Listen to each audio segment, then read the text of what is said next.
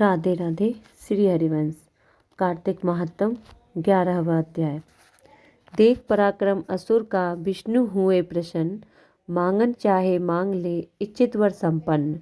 नारद जी बोले, इंद्रादि देवता दैत्यों को फिर आता देख भयभीत हो विष्णु भगवान की स्तुति करने लगे। कच्छ मच्छ आदि रूप धारण कर भक्तों के दुखों को दूर करने वाले ब्रह्मा विष्णु शिवादि रूप में जगत की उत्पत्ति करने वाले तथा गदा शंख पद्म और खड़ग धारण करने वाले आपके लिए हमारा नमस्कार है। हे असुर निकंदन गरुण नायक पीताम्बरधारी यज्ञादिक क्रियाओं के भोक्ता अविकारी शरणागत त्राता, हम आपको बार बार नमस्कार करते हैं। दैत्यों से संतापित मनुष्यों के दुखों को ध्वंस करने के लिए वज्र रूप तथा शेषनाग की शैया पर शयन करने वाले सूर्य चंद्रमा रूपी दो नेत्रधारी आपको बार बार नमस्कार है।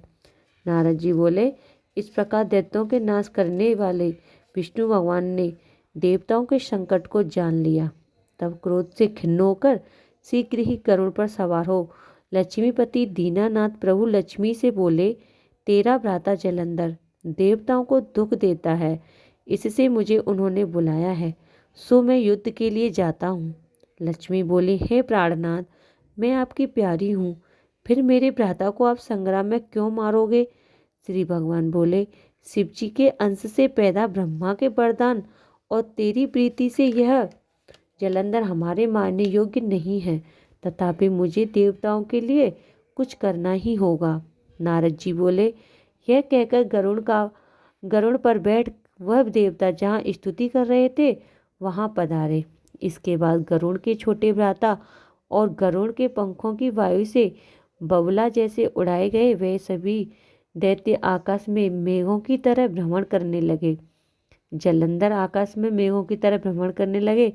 जलंधर दैत्यों को वायु पीड़ित देखकर आकाश में विष्णु के पास गया।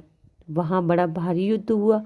विष्णु ने बाणों से दैत्य की ध्वजा छत्र और घोड़ा काट दिए और एक बाण उसके हृदय में मारा।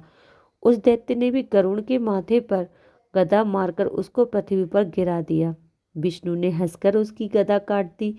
तब उसने विष्णु के हृदय में जोर से घूंसा मारा। वे दोनों जब मल्ल युद्ध करने लगे तो उनकी भुजा और घोंटू की मार से पृथ्वी शब्दायमान हो गई।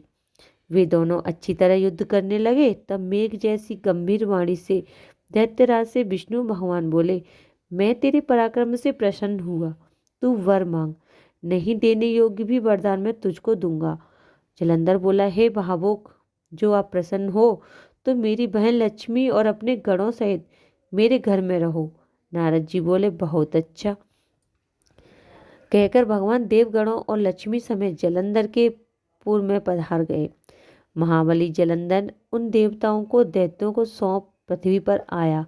देवता गंधर्व सिद्ध तथा रत्न के समान उत्तम वस्तुओं को अपने अधिकार में करके तथा देव गंधर्व सिद्ध सर्प राक्षस मनुष्य इनको अपने में राज्य बसाकर वह त्रिलोकी का राज्य करने लगा। वह पिता तुल्य धर्मपूर्वक अपनी प्रजा को पालन करता था। मैं एक समय उसके राज्य का वैभव सुनकर उसे देखने तथा वहां रह रहे भगवान के दर्शन हेतु उसकी राजधानी जा पहुंचा। कार्तिक महात्म 11वां अध्याय समाप्त। राधे राधे। श्री हरिवंश।